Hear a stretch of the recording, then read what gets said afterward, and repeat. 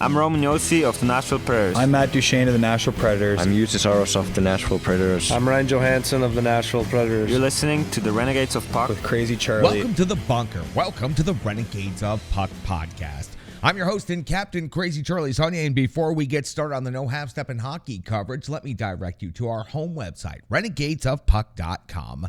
Once you go to our home website, you'll learn everything you need to know about the show, and once you're done getting educated, you can click on that merchandise tab, and that's exactly where you're going to find our classic logo t-shirt, our Pride logo t-shirt, and all of the other different t-shirts that we have for the Renegades of Puck. And don't worry, we have all the gimmicks you've come to know and love: socks, throw pillows, wall art. You can outfit your entire home and your entire body with Renegades of Puck merchandise, and we sure would appreciate each and every one of you if you would go ahead and do that. We've sold out so that you can buy in. Social media is of critical importance to the Renegades of Puck, and we sure could use an assist right there. Whether it is giving us a like, a subscription, a follow, or leaving a comment and sharing a link, it all goes the same to helping us out. It doesn't cost you a thing, and it doesn't take you but a second. So follow us along on social media: Twitter, Facebook, Instagram, and of course TikTok. You can also find us on YouTube. You can find us on Stitcher. You can find us on SoundCloud. You can find us on Spotify, and you can find us on a numerous amount of other podcast platforms. So please, again, give us a like, give us a follow, give us a subscription. We sure would appreciate that. Venmo, that's exactly how you can become a partner of the Renegades of Puck, or how you can sponsor the show, or just make a donation. Any dollar goes a long way to helping. Thanks to generous renegades like you right there watching, we've been able to upgrade significantly. Take a look around the set. You see, we are continuously under construction, continuously upgrading, and continuously making changes for the better here in the bunker and with the Renegades of Puck. So we sure do appreciate you. Scan the QR code or go to Venmo and just search Renegades of Puck. That's exactly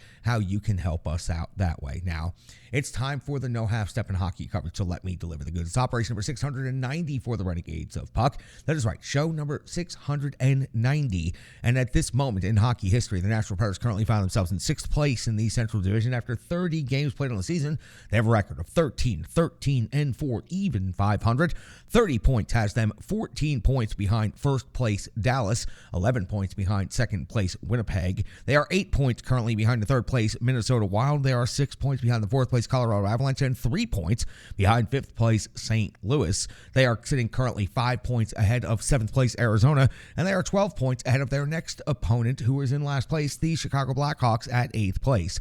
The Nashville Predators on the road are 5-8-2 on the season, while the Blackhawks are 4-11-2 on their home ice. These numbers are not going to be very pretty to talk about or to discuss, but these two teams are actually considerably evenly matched up. The Predators will find themselves favored in many of these statistical metrics.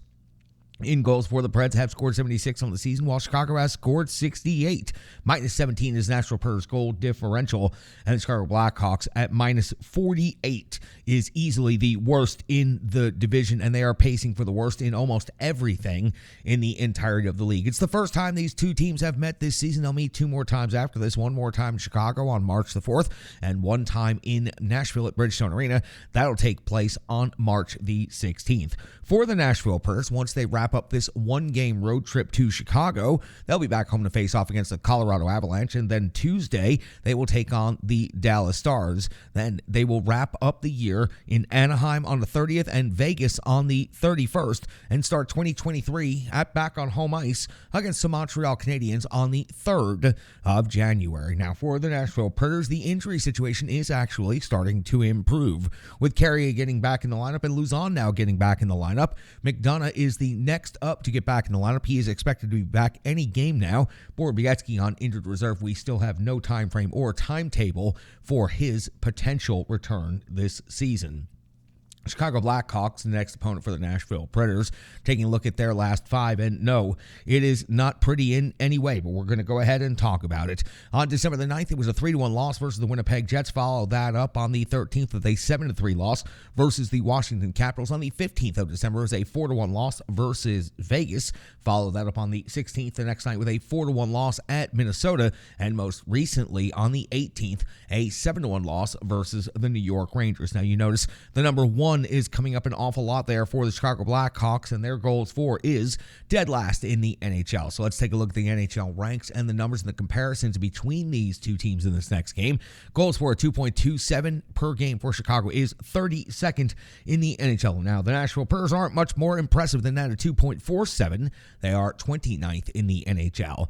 Goals against the Preds are better in this metric, 16th best in the NHL, giving up 3.07 per game, while the Chicago Blackhawks are giving up 3.80 per game. That is 29th in the NHL. Shots on net per game, Chicago only generating 26 on goal, 31st out of 32 teams in the NHL. The Nashville Predators are generating 29.9 shots on goal per game. That is 21st best in the NHL. In the shots against category, Chicago gives up 33.4 per game. That's 28th in the NHL, while the Preds give up 33.1. That is 27th, so almost dead even in that statistical metric. Now, in the special teams units here, the Nashville Predators power play is 31st in the NHL, one spot from dead last, only converting 16 out of 106 times on the season. 15.1% is their conversion rate. Chicago has the 15th best power play in the NHL, right there in the middle of the league. They've converted 21 times out of 92 opportunities. 22.8% is their conversion rate. The Preds have the better penalty kill unit, rated at number 22. 25 power play goals against in the season have killed off 76% of their penalty kill time shorthanded. For the Chicago Blackhawks, they're rated 27th in the NHL. They've given up 27 power play goals against on the season. Their penalty kill rate is 71.3%. Now, this is going to look like a very balanced matchup when you see the statistical matchup between the individual players for the Nashville Predators and the Chicago Blackhawks. Patrick Kane leads the Blackhawks in scoring, and that's no surprise, but after 30 games to see that he only has 4 goals and 18 assists for 22 points, that is rather surprising. Second on the Hawks in scoring, 10 and 10 for 20 points. That's going to be where you'll find Domi. Taves has 17 on the season, 10 of those being goals. Radish is at 9 and 4 for 13, and Kurashev 4 goals and 9 assists for 13 points. Soderblom in net, 2-10 and 2 and 8.94 save percentage, 3.45 goals against average, and he got absolutely torched by the New York Rangers in their last game. Taking a look at the other side of the ledger in the Nashville Predators, Philip Forsberg, 9 goals and 16 assists for 25 points. Matt Duchene, now 8 goals and 16 assists for 24 points. Good to see some movement by Matt Duchene, moving up to number 2 on the team after this last game. Roman Josi at 6 goals and 17 assists has 23 points. Mikhail Granlund has 4 goals and 16 assists for 20 points on the season. Ryan Johansson at 8 and 9 for 17. And UC Saros continues to see his numbers improve. 10-9 and 4 is the record, and 9-11 save percentage, 2.84 goals against average. All of these numbers looking incredibly better than they did back in October. And even though the team has been sliding in the standings for the last month, UC Saros' numbers have been continuing to trend in an upward direction. This is a game that the Nashville Predators simply have to win. There are very few times when the Nashville Predators find themselves in matchups with teams below them in the standings and below them in most of the statistical categories. Now, recently, the Nashville Predators, in other opportunities they've had, they have not been able to step on their opponent and secure that victory. And I'm looking specifically at the Ottawa Senators game recently at Bridgestone Arena. The Nashville Predators must win this game against the Chicago Blackhawks, and they must continue gaining some points and going in the right direction now as we head towards the holiday break. Rebirth Sports, check out their work, rebirthsports.com, or find them on social media, Twitter, Facebook, Instagram. Very easy to find them, and they're very interactive, very good people, and I certainly love having a partnership with that crew. You see me wearing the Renegades of Puck home jersey right here in the bunker. You see me wearing the road jersey, the third jersey, just last night skating with the Mighty Drunks here in Middle Tennessee in the Middle C Division. Got a chance to pull on the red, white, and blue Rebirth Sports Mighty Drunks jersey. Good looking threads out there at the rink. Got asked multiple times, where did that jersey come from? And I had to tell them, of course, because I love having the conversation. Came from Rebirth Sports. Sure to appreciate them. They take visions, make them reality, and they are certainly not jersey makers. They are hockey tailors. So check out their work, rebirthsports.com. We go back to December the 19th of the year 2022, and John Hines has radically redeployed his lines in the following ways. Smith, Parson, and Sissons now make up your new first line. Trennan, Johansson, and Duchene your second line. Niederreiter, Glass, and Janot your third line. Forsberg, Novak, and Granlund make up your fourth line. Tommy Novak getting the call-up from Milwaukee, getting an opportunity to get into the lineup for the Nashville Predators, and starting at center on the fourth line. Josi and Gross, Ekholm, and Fabro, Luzon, and Carrier back into the lineup, back from injury. Great to see him back out on the ice Was worried he would be out for more time than this. So very good to see him back out there. UC Saros gets the start at net. We're 56 seconds into the first period, and Novak on the fresh off the call-up gets the first shot of the game, stopped by Campbell. And again, that's the first shot on net for either team. 3:13 in the first period, Campbell comes with a save on Carrier's long shot. So Novak in the lineup, Carrier back in the lineup, both of them getting shots on goal here early in the first period. 4:35 for the first Ekholm, second goal of the season, gives the Nashville Predators a 1-0 lead over the Edmonton Oilers. It was a rebound put back of Tommy Novak's backhand. That means Novak is on the scoring sheet for an assist. Great job by Matthias Ekholm following the play and crashing hard. Nashville Predators are on the board first over the Edmonton Oilers, have a 1-0 lead. 6:02 in the first period, UC Saros comes up with a save on CC. There was a scrum after the whistle. Good job for the Nashville Predators raising the temperature early in this one. 6:34, Smith is off to the box. 2 minutes for holding on the shorthanded opportunity. Janot would hit the crossbar. Saros would come up with a save on Hyman at the back post, and Draisaitl would hit the outside of the cage before the outside end of the power play. Just after the power play expires at 8:42 of the first period, PRV, his second goal of the season, ties the game up at 1 apiece. His shot deflected off the captain, Roman Josi, near the crease and finds its way past UC Saros and into the net. 1-1 hockey game at Bridgestone Arena, 9:32 of the first period. Campbell comes up with a save on Niederreiter, driving the slot hard. 14:03, Campbell comes up with a save on Duchesne. He leaves a big rebound, but no Nashville Predator stick can find that rebound. 18:16 of the first, UC Saros comes up with a save at the post.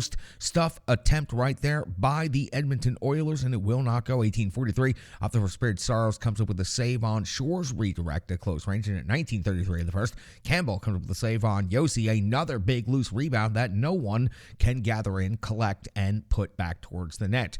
At the end of the first period, the Nashville Predators are out shooting the Edmonton Oilers 14-10. We have a 1-1 game. We hit the fresh sheet in the second period. We're 1:39 in, and Janot hits the post off of the rush, his second set of iron here in this game. At 2:57, Gross's third goal of the season gives the Nashville Predators back the 1-goal lead. Now 2-1 in favor of the Preds. It was a long shot. It hit Barry on the way in, so each team now has a long shot deflected off of defenseman and into the net. Nashville Predators back on top, 2-1. Gross now, third goal of the season. 3:30 of the second period, Forsberg's off to the box. 2 minutes for goalie interference. It was a pinball collision in the front as Forsberg was going to the net hard. Campbell came up with the big save initially. He was taken out of the net, but it was his defender that initiated the contact that pushed Granlund into Forsberg. Forsberg then into Campbell, and the referee should have just let it all go, picked everybody apart, and had the face-off. Instead, he determines it's goaltender interference, and that's where we find Nugent Hopkins cashing in on the power plays. You know the Edmonton Oilers with the best power play overall in the NHL, and they are going to capitalize. 16th goal of the season for Nugent Hopkins, and there it was. McDavid again, the perfect setup, driving down along the side of the zone. He puts the puck into the top of the crease, and it's tipped in by Nugent Hopkins right into the net. 2-2 hockey game now in the second period. 4:59 of the second. CC's off to the box. 2 minutes for high sticking. Campbell would come up with a save on Forsberg, and he would have to make 2 total saves during this shorthanded opportunity. 10:25 of the second. Kostin's off to the box. 2 minutes for slashing. This is where we find the Nashville Predators doing something that I rarely ever get to say on this show. Converting on the power play. It's Matt Duchene's 8th goal of the season. The Nashville Predators find themselves back on top by a goal. 3-2. He builds the wall, drives the net, and finishes high. I think Edmonton might have had some anticipation that he was going to slow up, maybe pull back, set up the power play, but instead Matt Duchene just goes straight to the net. Now that's 2 games in a row with Matt Duchene scoring from close range around the net. That is great news because that's where he likes to cash in. Duchene's 8th goal of the season gives the Preds a 1-goal lead. 3-2 now in the second period.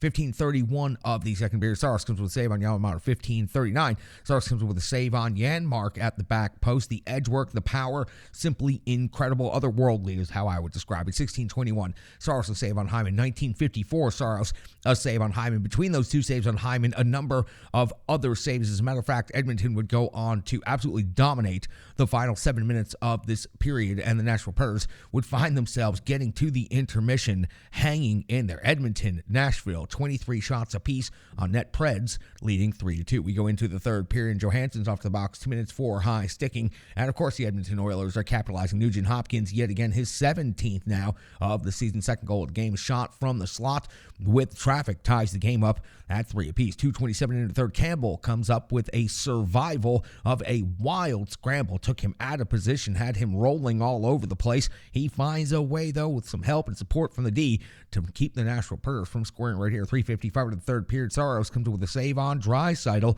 4:42. Campbell stops Glass on the doorstep. If he could have elevated this puck, it would have gone into the net. But Campbell gets the pad down and keeps it there. Glass denied on the doorstep. 7:08 of the third period. Saros comes up with a save on Hyman again. 11:55 of the third period. Saros comes up with a save on Yamamoto. The Preds are absolutely putting on some outstanding pressure as time is winding down in this game. As a matter of fact, it went 7 minutes without a whistle in this third period, playing into the advantage in the hands of the Nashville Predators, who were frankly just trying to find their way to that point at 19:40 of the third period. Though Campbell would have to come up with one more save on Ekholm before we hit the end of regulation, with each team getting a point. The Nashville Predators outshoot the Edmonton Oilers in regulation 34-30. Also important to note that because the Predators have been dramatically outshot by their opponents as of late. Let's flip into the 3-on-3 overtime, each team competing for one more point. 1:03 into the overtime session. Saros comes up with yet another save on Hyman at 2:12 of the overtime. Carrier back in the lineup from injury, gets his second goal of the season, and it's the game winner. It was a wrist shot over the glove, securing the Nashville Predators the victory point and the second point of the night and the win on home ice, and something finally positive, some good momentum, something the Nashville Predators can actually take a deep breath and look around and say something good happened. Listen, nobody thought that they were going to beat the Edmonton Oilers. That's exactly what they did. 4-3 in overtime on home ice. They outshot the Oilers 35-33. UC Saros was absolutely outstanding. The defensive core, who we're going to talk about a lot here coming up in the next segment, they did an incredible job in this game. You kept McDavid and Draisaitl from absolutely taking over the game, which is what they have done a number of times against this Nashville Predators team in recent history. The Nashville Predators did exactly what nobody thought they could do. They secured a victory against the Oilers tonight on home ice. They picked up 2 points, and no, that doesn't improve them anywhere in the standings. It keeps them right there at 6th place, but it sure does feel good to talk about a win for the first time in the last 7 games. So the Nashville Predators found themselves in overtime again, but this time they found a way to defeat the Edmonton Oilers. High-powered Edmonton Oilers still secure 5 out of 6 points from the Nashville Predators in the regular season series. The Nashville Predators only managed to take 1 out of 6 from the Oilers. That wraps up the Oilers versus the Predators. That was the Rebirth Sports full game recap. We got the Renegades of Puck and full analysis, opinions, stats, and everything else coming up next. Strong Style Fitness is a great partner here of the Renegades of Puck, and we love our partners. Strong Style Fitness can be found online, social media, Facebook, Twitter, Instagram. Instagram is their preferred method of communication when it comes to social media. StrongStyleFit.com is where you can find the website. 150 workouts by a certified personal trainer, completely free to each and every one of the Renegades of Puck. Just go to YouTube and search Strong Style Fit, and you'll be able to find those, whether it's your first step off the couch, your first workout, or you've been at it for years. Tracy has a workout that is designed and dedicated to each and every one of you out there. She just wants to get you moving and get you motivated and keep you healthy. She has provided all of these workouts on her YouTube channel completely for free. So Renegades of Puck, in a world that is becoming increasingly more expensive every day, take advantage of an opportunity to have the Renegades of Puck personal trainer at Strong Style Fitness. Great partner here of the show. UC Saros 30 out of 33 in this game, and the last 7 minutes of that second period, he was otherworldly, putting every single aspect of the goaltending business on display and showing what a professional he is. Edge work, tracking, power, discipline, focus, all of it was right there from the Vezina finalist goaltender in UC Saros. I thought that he was absolutely exceptional in this game, and anytime you beat a high-powered offensive team like the Edmonton Oilers, you have done something really good. UC Saros, I thought, was really, really strong in this game, especially when the Nashville Predators needed him to be, giving up 2 power play goals against. That's a tough one right there, and then another one going in off of your own defenseman. Again, I just thought UC Saros was exceptional, and the offense actually gave him enough to work with in this game to overcome any of the issues. Now, I want to talk about Carrier back in the lineup. This is great news. Alex Carrier was frankly not performing to the level we had all hoped or expected throughout this first part of the season. Coming back from injury right now, fresh start, new opportunity, comes right back into the lineup, scores the game-winning goal. This is incredible. This is a player that had surpassed all of the other defensive prospects on the Nashville Predators roster over the course of the last 2 seasons and was playing top pair minutes with the captain Roman Josi before they flipped and put McDonough in that spot. Great to see Carrier back on the ice, great to see him back in the lineup, and truly great to see him getting that game-winning goal right there, rewarded with playing really hard. He was noticeable at other times in in the game. It wasn't just this moment when he picked up the game winner. And the D is getting healthy. That's a notation you have to make. Luzon back in the lineup. Carrier back in the lineup. This is fantastic news. McDonough about to be back in the lineup here very soon. Mark Borowiecki, I don't believe is going to make it back into the lineup in any time soon. So for the Nashville Predators, what does that mean moving forward? I think that means that Gross should remain moving forward. Now, 3 goals since getting called up from Milwaukee. He's looked impressive. He looks confident. He's been playing top-line minutes with Roman Josi since all of these injuries have occurred. I think he's earned an opportunity for more minutes at the NHL level. Unless he's going to be a permanent scratch as the number 7D or something like that, then send him back down to Milwaukee so he can get his minutes and he can continue to mature and grow as a prospect and be more prepared. But I think Gross has earned an opportunity. When you talk about the third D pair of right now, Luzon and Carrier in that game, I see no reason why Gross can't find himself in the lineup more often. This gives Dante Fabro also someone to push him a little bit more. Fabro, of course, has been improving as of late since he's been paired up with Ekholm. So the D getting a lot of talk right here, and they deserve a lot of talk because let's move on. They didn't only play a good game defensively, but they also scored 3 goals in this game. The D core, Carrier, Ekholm, and Gross, all with goals in this game. It's a historical source of power for this Nashville Predators franchise. The offense always ran through the defense. It didn't matter who the coach was. You always had multiple 50-point defenders on the Nashville Predators. So the offense has always run through the defense, and as of late, the defense has simply not been able to contribute to the offensive side of things. The offense hasn't been able to contribute to the offensive side of things. Nobody's been able to contribute to the offensive side of things, but that changed tonight, at least for one night, as the defense core scores 3 goals for the Nashville Predators. It was impressive to watch. It was impressive to see what they did. 15 block shots on the defensive side of things, 7 hits, and Draisaitl did not get 5 points in this game like he had done seemingly in every other game against the Nashville Predators. It sounds like I'm kidding, but he did have 5 points in each of the 2 previous games this season, and he has just absolutely destroyed the Nashville Predators. He was unable to do that tonight. Yes, he was noticeable, and yes, McDavid was, of course, noticeable, as they always are, but the Nashville Predators defense core really took one tonight and did a fantastic job. Nashville Predators, can't talk enough about what the defense core did stepping up tonight. I do want to talk about the forward for just a second. Matt Duchene scores again 2 games in a row. Close range, bringing the jam, playing hard, going to the net.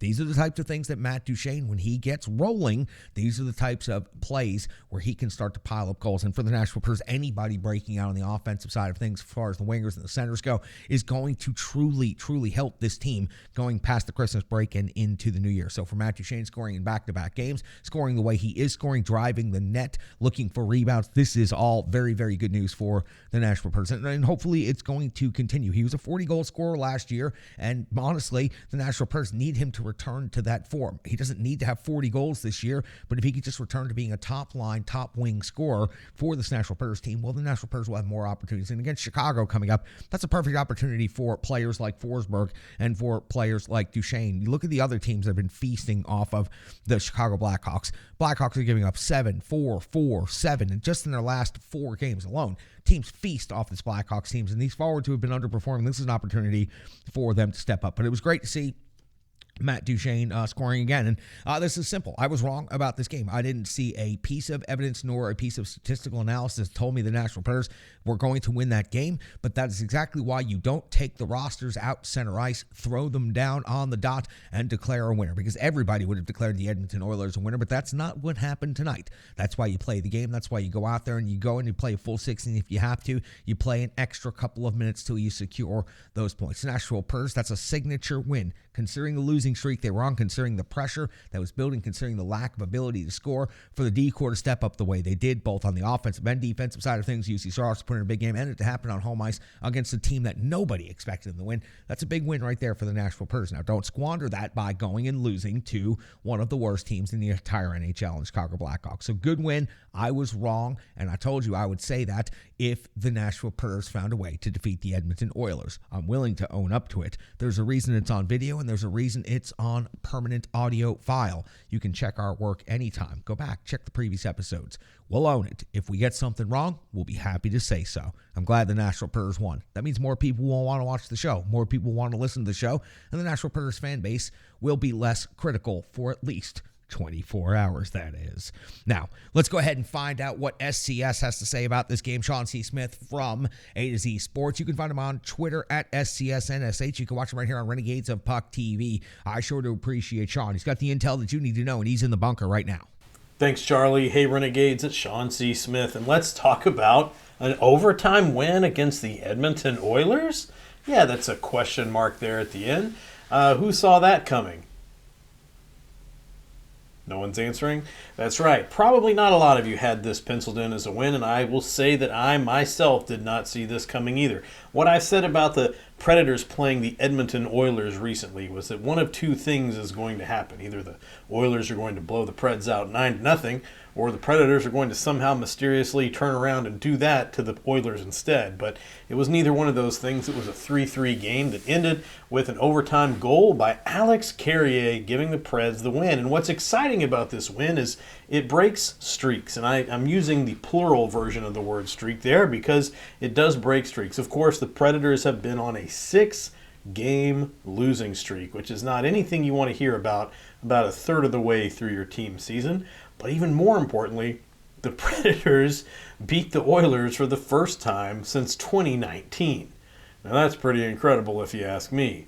It's been a long time since the Predators have beat the Oilers after a long stretch before then where the Oilers hadn't beat the Predators for like 4 seasons. So it's really weird the way these teams go through these hot and cold streaks against each other. But maybe this is the turning point against the Oilers. Maybe it's a turning point for the Predators. I'm not really sure. You know, what I saw tonight was a team playing a good, fast game against a good, fast team. And fortunately, it turned out in the Preds' favor at the end of the night. Saw a lot of scoring coming from the defensive core. You had a goal there, of course, in overtime by Carrier, Jordan Gross with another goal, and Matthias Ekholm with a goal. That's big for me, is seeing the defense get involved in scoring.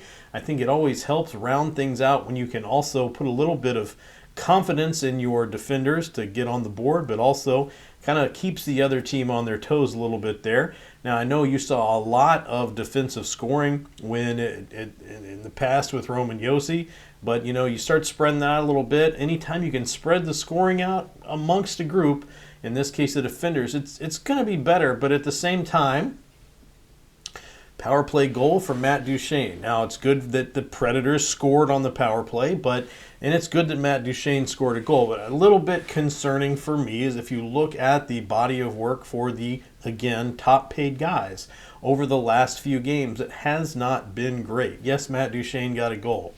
I'll take it all day long. But if you look back over the last, let's say, 7 games, you don't see a lot of scoring, and that's concerning. The Predators are going to be good going down the stretch for the rest of the season. You're going to have to get those top-paid guys putting up goals like you'd expect top-paid guys to do.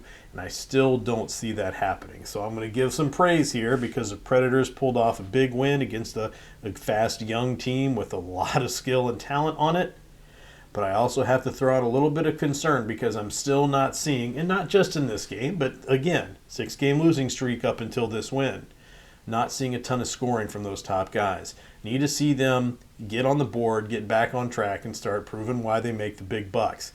Charlie, if I don't see that start to happen at some point soon, then my concerns for the rest of the season are getting pretty heavy.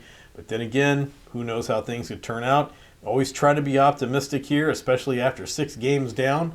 We'll take the big win, won't we? Anyway, Charlie, I'm going to send it back over to you. Going to be spending some time tomorrow at the rink watching my favorite hockey player, number 49, my son, playing with a group of kids from his 8U team in a 3-on-3 hockey tournament.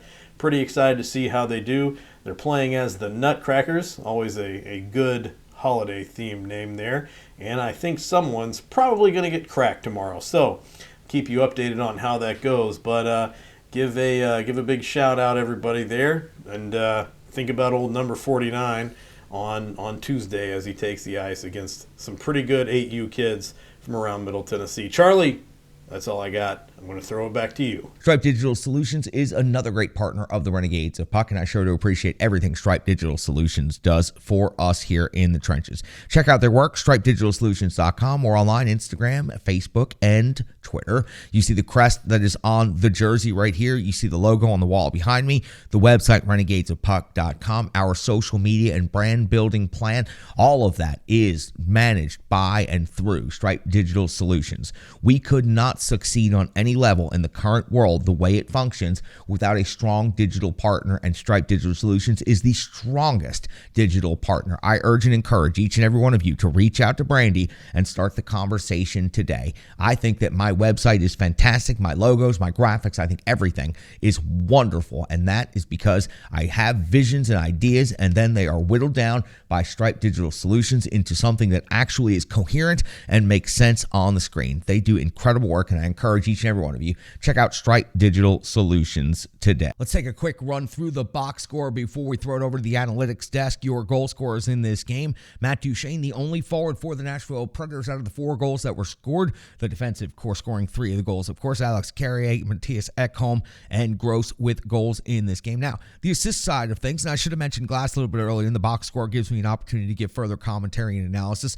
Glass, another really good game. 2 assists in this game, looked really strong on the puck, and since coming back into the lineup, he has looked really strong. Deserves a little bit more conversation. We're going to focus a little bit more on him after the next game. Granlund picks up an assist. Johansson with an assist. Niederreiter and Novak with an assist. Welcome into the lineup, Tommy Novak. Really appreciated watching Tommy Novak and the little things and the details he has in his game last year, and I'm happy to see him back here with the Nashville Predators. I think he truly can help this Predators team. Trennan picks up an assist as well. That wraps up the scoring for the Preds. Ekholm led the team in shots on goal with 5. Dante Fabro blocked the most shots with 4. Colton Sissons led the team in hits with 4, and your time on ice leaders. When it comes to the forwards, Mikhail Granlund, of course, 18:43 in total time on ice. Actually, a fairly well-balanced night for John Hines in the way he deployed his lines. Nobody in single digits. As a matter of fact, Cole Smith, 13:52.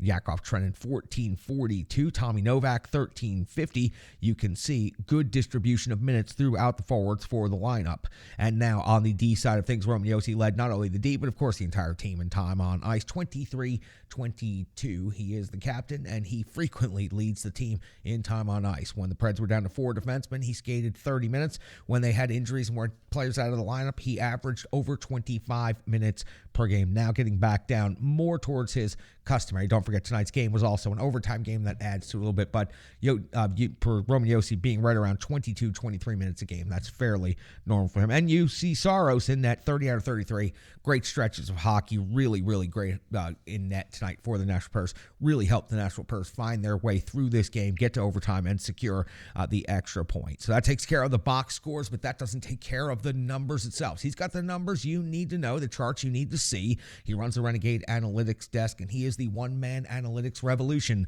from ontheforecheck.com. You can find him on Twitter at Brian Baston. You can watch him right here in the trenches on Renegades of Puck TV. Take it away, Brian. Thanks a lot, Charlie. I'm here at Bridgestone Arena after a 4-3 win by the Nashville Predators over the, that's right, Edmonton Oilers to break the long losing streak and get back in the win column for just the 3rd time in the month of December. Now, the topic of tonight is going to be unsung heroes. Not the guys, not the big money guys, the guys we talk about almost every game, but these are the guys that came through, especially when people were doubting them or they just have had a rough season. So let's start this edition of One Big Stat right now. First stat is unsung hero number 1, Dante Fabro. Now, one of the things that you might have noticed about Dante Fabro is, well, or may not have noticed, is that you probably didn't see him do very much during the game. And for a defenseman, if you don't notice a guy playing, that's a very good sign. Dante Fabro had an excellent game at 5-on-5 tonight, leading all Predators with about an 80% expected goal percentage, which meant that almost 80% of the shot quality that came on the ice while the Predators were on the ice was when he was there. So Dante Fabro, with a lot of critics, people have been a little bit critical of his play, but Dante Fabro had probably as good of a game from a defenseman as you could possibly expect. Number 2, Cody Glass. Now, this one maybe not be unsung since Coach John Hines had just talked about him, but Cody Glass and his line of Nino Niederreiter and Tanner Jeannot had an excellent game. Now, statistically, they graded about pretty average, and we'll talk a little bit more about that line here in a minute, but they played against McDavid, Hyman, and Draisaitl all night long. And they managed to stay almost even with them, just maybe one shot behind them while they were on the ice with that thing. So you held Draisaitl to 2 points, or to McDavid with 2 points and Draisaitl to 0. That's impressive. And this is a guy that, again, John Hines praised after the game, saying that, he wasn't quite ready for this type of responsibility at the beginning of the season, but he came back working harder than ever. And he's had 2 fantastic games against Edmonton, even if the first one didn't end very well. The third unsung hero, and this was a fun one, but, I think I've been very, very impressed by Jordan Gross. And I've been talking about that. I talked a little bit about that during the game. This is another guy that we saw, just like Alex Carrier last year, who came into the lineup, started by getting pretty much top pair minutes with Roman Josi, and has done an amazing job. Yes, now he's got added another goal tonight, which is fantastic, but I can't remember a single play where he wasn't playing smart, wasn't in a good position, and didn't play to the best of he could. And so, again, kudos to him. He has come up and he has done everything asked of him, and I think it's going to result in him staying in Nashville for quite some time now. And one last unsung hero, and this is maybe a new one for me, but I'm going to say it. It's head coach John Hines. A lot was made before and during the game about the lines that he had chosen to do, especially by putting Forsberg and Granlund and Tommy Novak on the quote-unquote fourth line. But those lines all worked. I mean, it worked extremely well. Glass's line, like I talked about earlier, was the only line that didn't finish above 50% in shot quality share.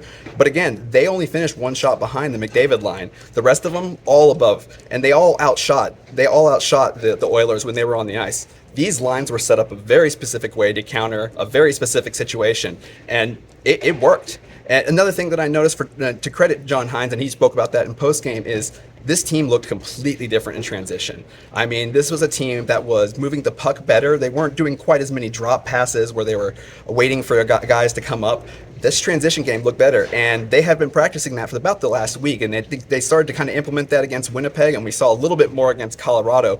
But this looks like a different team. Now, yes, there are still some issues. The power play is still a problem, even though they did get one finally, which is fantastic. John Hines says he'll take that one any way he can get it. But this was a game that John Hines game planned and got the win because of his game plan. And you have to give credit where credit is due. He has to be feeling all that pressure out there right now, especially from Predators fans. And he game planned this one to perfection just 6 days after losing to Edmonton 6-3.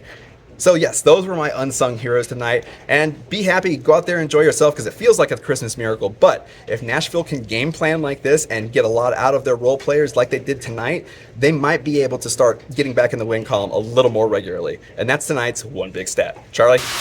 I'm Crazy Charlie Saunier, captain of the Renegades of Puck. I'm also tired of the cold, tired of the dark, and tired of being landlocked. I'm also willing to bet that I'm not the only one who could use some sun, fun, and time in paradise with friends. That's exactly why I called our great friend Pete Weber. He told me, call Ships and Trips Travel, and now we're all going to Mexico. That's right, Renegades of Puck, July 15th to the 20th of 2023. Dreams Vallarta Resort in Puerto Vallarta is the destination to hang with Pete Weber in paradise. To join Pete and the Renegades of Puck in Puerto Vallarta, go to www.shipsandtripstravel.com. That's shipsandtripstravel.com, and just click on the ROP on vacation tab. Don't stay landlocked. Join the Renegades of Puck in paradise, July 15th to the 20th, 2023 in Puerto Vallarta. Pete Weber, the Renegades of Puck, and you. It's time to ditch those skates for flip-flops and fun in the sun.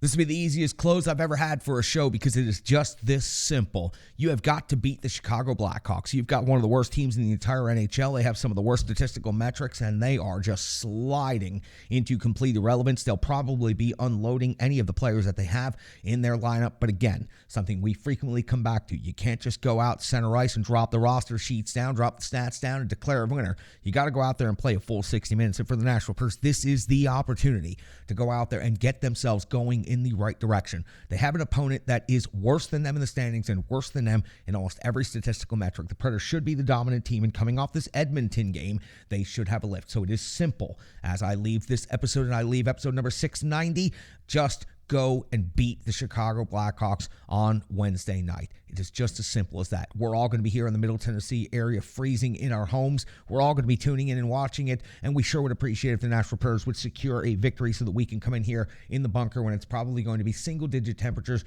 and break it down and talk about it. I don't care how cold it is, as long as the technology holds up, you guarantee I'll be here in the bunker. So for the Nashville Predators, it is just that simple. Secure 2 points against the Chicago Blackhawks, win that game, and come on back home, and let's get ready for the Christmas holiday break. For each and every one of the Renegades of Puck, Sean C. Smith and Brian Baston can't thank you guys enough for jumping in the trenches, and for each and every one of you, we're headed towards some substantial milestones and some significant things before the end of the year, Renegades. More on that next episode. That's a tease from the captain, Crazy Charlie Saunier. Stick taps, love, respect.